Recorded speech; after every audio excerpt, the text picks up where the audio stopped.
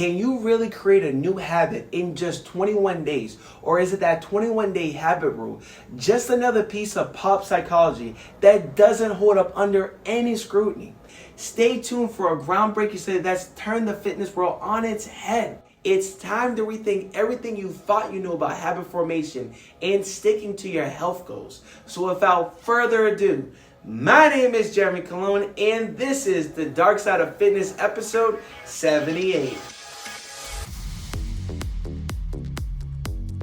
Thank you for joining me today. Welcome to my channel. We focus on transforming your body from the inside out. If you're ready to take your fitness journey to that next level, hit that like button and subscribe to my channel for more whole body transformation content. The 21-day habit myth just won't die. You know, the one that says it takes about 3 weeks to form a habit. Turns out that idea most likely came from plastic surgeon Maxwell Maltz. So in the 1960s, he wrote that it took plastic surgery patients about 21 days to get used to the new mental image of themselves. So you don't need to be a scholar to figure out that getting used to a new appearance and forming new health habits aren't exactly the same. And yet, there are still tons of 21-day diet challenges, workout plans, and cleanses. Yes, those are appealing because they only require a short-term commitment, but folks assume that changes will last. So, how long does it take to actually stick to a new health practice? A new study from Katie Milkman, PhD, a professor at the University of Pennsylvania and one of the top behavioral change scientists in the world, used machine learning to gain a better understanding. How the study worked. The researchers looked at two very different habits. 1, going to the gym. 2, hand washing by hospital workers. The first is generally a great thing to do for your health, of course, but the second is required by health and safety regulations. To collect info on gym going habits, the researchers worked with a major gym chain. They kept track of 30,000 members' gym check-ins over the course of 4 years. Every time someone swiped their membership card to enter one of their gyms, it was recorded. So they required lots of data points.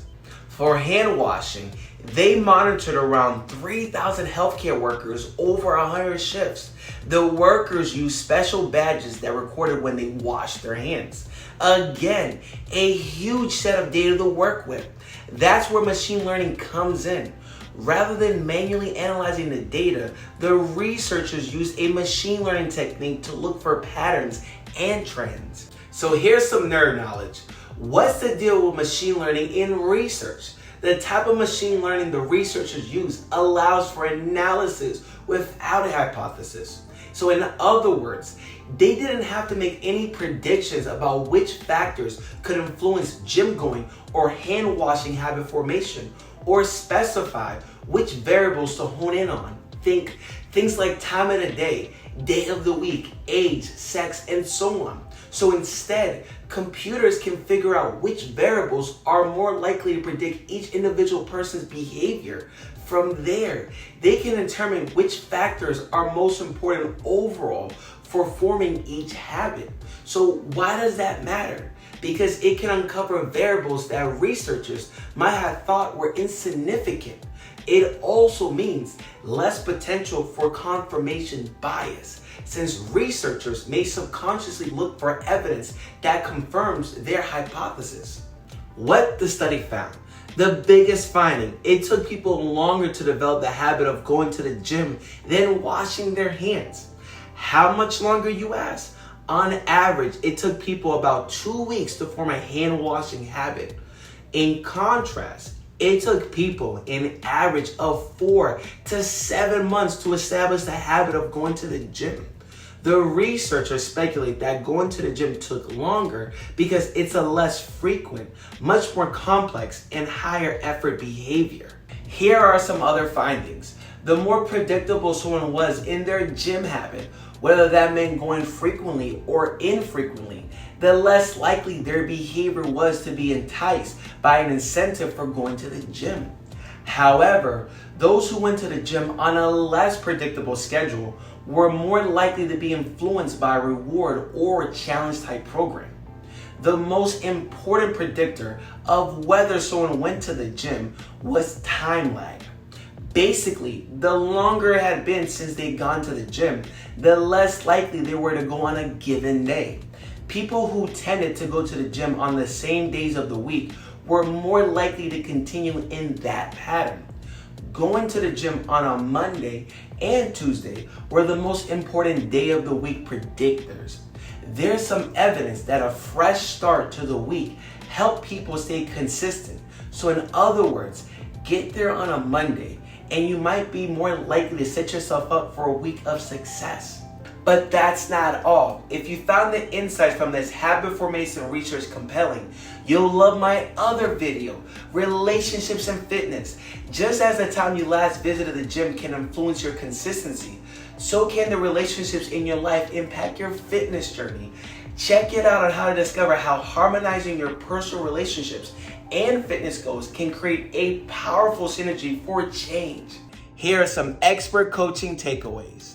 Number 1, small habits may form faster than big ones. Often a smaller habit is easier to form than a bigger one. That's part of why I suggest breaking down bigger goals into practices, skills, and actions. But the bottom line, if someone doesn't go to the gym at all yet, developing a habit of going to the gym 4 times a week would be a big change. Starting with a set of bodyweight squats every time they walk through their kitchen, that's probably going to be a lot easier and they could build on it. Number 2, rewards can work for the right people. Challenges and 21-day programs don't have the best reputation, and it's true. But if someone is truly interested in developing a new habit and is having a hard time doing it on a predictable schedule, there's a chance that some sort of incentive program might help them get closer. Number 3, it can feel harder to get back on the horse the longer you're off it. Getting back to the gym, prioritizing nutrition, or getting enough sleep after a stretch of time not doing those things can be intimidating, whether it's been a week or a year. Based on this research, the longer the time off, the less likely a person may be to get back at it. You can't necessarily fix that, but you can start with small actions that are attainable and realistic so it feels easier to get started. Here's a hint. Figuring out what you're ready, willing, and able to do is a great place to begin.